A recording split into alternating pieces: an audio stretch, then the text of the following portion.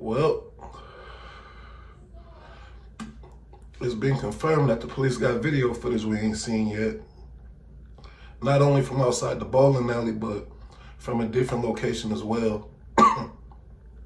Everybody wondering how the police got turned on to this Clark guy. How did they know this is Takeoff killer? How did the police know to arrest him? Well, they just dropped a bombshell today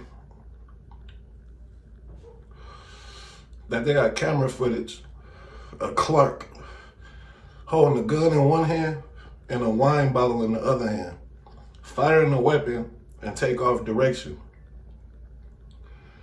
He left the wine bottle at the scene of the crime, went outside or went somewhere other than the crime scene, and was caught on camera at close range with the gun still in his hand. Then he was seen on camera coming back to the crime scene, then leaving in a vehicle. Police got the license plates to the car he was in, tapped his phone. Not only did the man apply for an expedited passport and get a passport, but 2 days before they arrested him, he purchased tickets, more than one, to Mexico. 2 days later, the police move in, raid his spot, grab him, take him in. Now, do I think Lil Cam told? No. If you listen to everything the police been saying and all these videos they've been putting out, they've been watching videos to see everybody that was there, and they've been bringing people in for questioning. They even got some of those people that was there that night. The police seemed like they was pretty upset that it was 30, 40 people there, and after Takeoff was shot, everybody left. So they was watching those videos, they was watching the video footage that we haven't seen yet, identifying people that was there, bringing those people in for questioning. So they say they grabbed the wine bottle that he left behind, and his prints was on that. It's just looking bad for him, man. I was under the alleged act when they first broke the news that they had this man in custody for the killing. But now that they say they got video surveillance, it's a whole new ball game. They say after he killed Takeoff or shot in Takeoff direction, I'm gonna clarify that.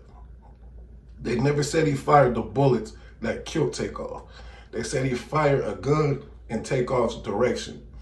Now, it's been rumors going around saying Migo Bands might have fired the shot that killed Takeoff, which could possibly be true. But if this Clark guy fired first at Migo Bands or towards Migo Bands or in his direction, and Migo Bands returned fire, and one of those bullets accidentally hit Takeoff, this Clark guy is still gonna get charged with that murder. He's still gonna get charged with that murder. Because if he never would have fired a gun, Migo Bands would have never had to shoot back. Migo Bands would have never fired his gun if he would have never fired. So they're gonna put that on him, the person who started shooting first. Knowing that they got camera footage, this is a whole new ball game. And I was wondering, if you watched my last video, I was wondering why if they say they got the shooter, why was the case still open? And now you see why.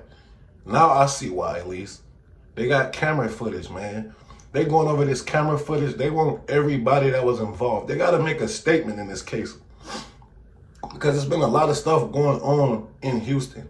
A lot of cash deaths, though. I can't remember his name right now, but the jeweler guy that was out there shooting dice. Takeoff. All three of these people died in Houston. All famous in some kind of way. One make jewelry, two do music. All died in Houston. Two of them shot and killed during the dice game. So they want to make a statement, man. I think they're going to keep watching those camera footage, and they even said it. Everybody that was there need to come talk to them. Even if they got to subpoena these people to court, they going to talk to them. This is what the chief of police said. Now, I'm going to play this video for y'all of them saying the same information I just gave y'all. Basically, how they caught this man. I want y'all to get in the comments and let me know what y'all think, man. Make sure y'all like and subscribe to the channel. That way you stay in the know, you dig? Breaking from overnight, we're learning more about the evidence that Houston police say led them to the suspect in rapper Takeoff's murder. Yeah, it has been more than a month since Takeoff was killed at a bowling alley downtown. ABC 13's Courtney Carpenter is live with the details on what was going on with the suspect when he appeared in probable cause court overnight. Good morning, Courtney. Yeah, good morning, Courtney and Jeff. We know this investigation has kind of been a puzzle to put together. HP says there were a lot of people around when the shooting happened, but they didn't stay and give police any helpful information. So we're finally learning more about how this man was the one charged in the murder of Takeoff. Now go and take a look at this video. This is 33-year-old Patrick Xavier Clark. He's from Houston. This is him appearing in probable cause court late last night. He's charged with murder in the November 1st killing of Migos rapper Takeoff. The shooting happened after a private party at a downtown Houston bowling alley. Investigators say there was a fight over a high-stakes dice game. HPD says Takeoff was not involved in the dice game or the fight, but rather was in the wrong place at the wrong time. HPD says there were more than 30 people around when the shooting happened. All of them left without giving information that could have helped police. Investigators say they went through a lot of video evidence and were learning fingerprints on a wine bottle also helped lead to Clark's arrest.